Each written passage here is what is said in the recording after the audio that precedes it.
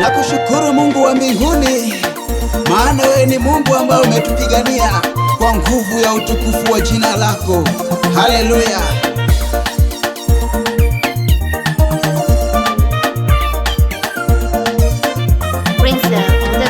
Nakushukuru Baba wa mbinguni, kwa wema wako masia umenilinda, umeonyesha Baba, umeponya, kwa jina lako wagonjwa wanatembea. Nakushukuru Baba wa mbinguni, kwa wema wako masia umenilinda, umeonyesha Baba, umeponya, kwa jina lako wagonjwa wanatembea.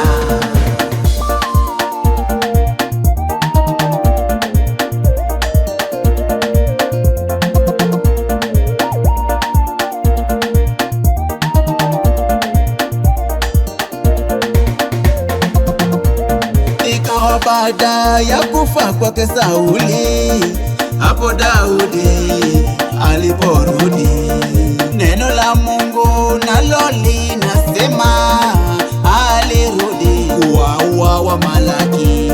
Tazama, magari na wapanda farasi walimufuata kwa mwendo wa kasi. Alipotazama nyuma akaniona, akauliza, unani wewe? Nikamujibu, ni mimi Waamaleki, ni mimi Waamaleki.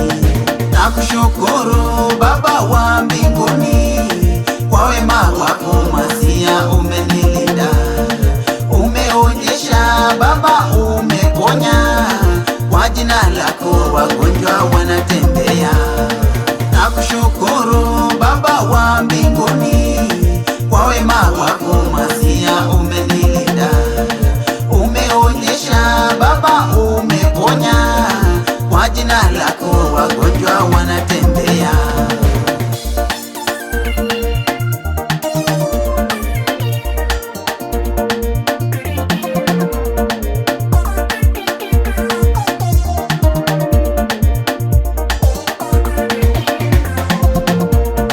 Maisha haya umenipa bure, wewe ni Mungu uinuliwe.